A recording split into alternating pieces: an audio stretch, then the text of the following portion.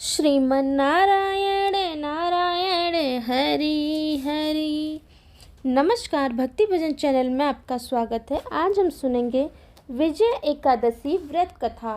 फागुन माह के कृष्ण पक्ष की एकादशी।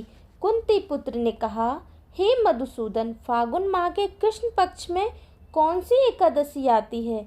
वह किस प्रकार संपन्न की जाती है और उसे किस नाम से पुकारा जाता है? हे देव, उसके बारे में विस्तार से बतलाएं।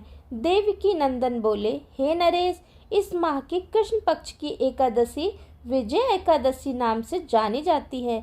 इसके उपवास के पुण्य प्रभाव से मनुष्य को विजय प्राप्त होती है।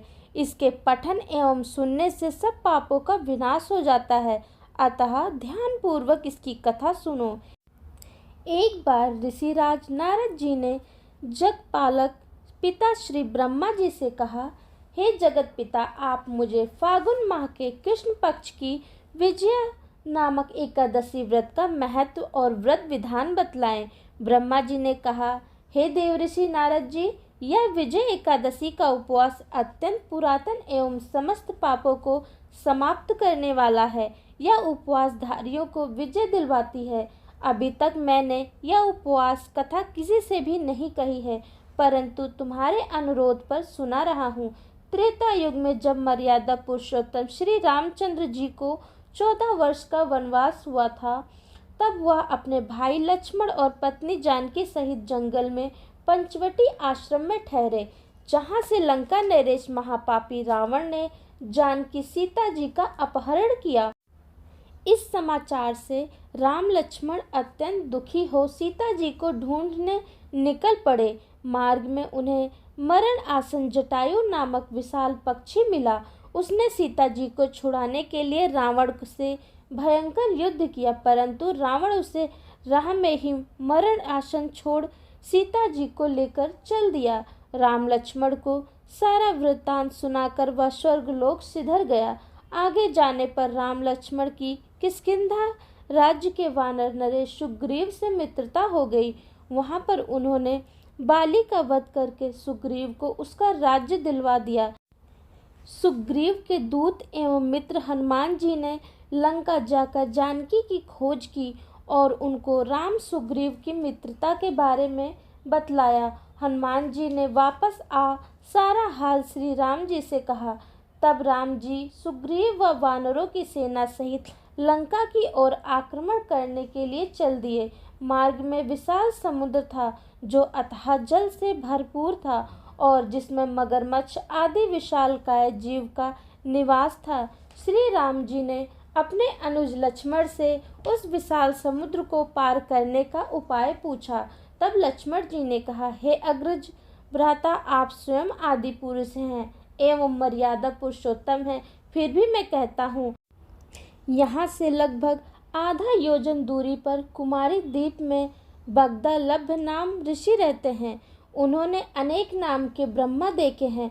वह आपको इसका उपाय अवश्य बतलाएंगे। लक्ष्मण जी का विचार जानकर श्री राम ऋषि बगदालभ के आश्रम में जा पहुँचे और ऋषि को प्रणाम करके बैठ गए।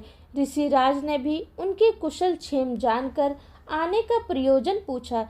श्री राम जी ने कहा, हे ऋषिराज, मैं यहाँ सेना सहित लंका नरेश रावण को जीतने आया हूँ, क्योंकि उसने मेरी अनुपस्थिति में मेरी पत्नी सीता का हरण कर लिया है।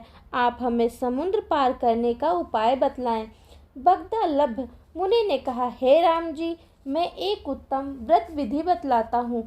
फागुन माह की कृष्ण पक्ष की विजय एकादशी का उपवास करने से आप सेना सहित समुद्र पार करने में अवश्य ही सफल हो जाएंगे और आपको संपूर्ण विजय प्राप्त होगी। इस उपवास की विधि इस प्रकार है। दशमी के दिन मिट्टी, तांबे, चांदी या सोने का कलश बनवाएं। उस कलश को जल से भरकर उस पर 5 पल्लव रखकर वेदी की स्थापना करें। उस कलश के पास 7 प्रकार का अनाज सतनाज रख उस पर जौ रखें। तब उसके भी ऊपर नारायण भगवान की सोने की प्रतिमा या मूर्ति स्थापित करें। एकादशी को नित्य क्रम पूजा करने के स्नान कर धूप दीप निवेद्य नारियल से प्रभु का पूजन करते हुए सारा दिन प्रभु चरणों में ही बिताएं।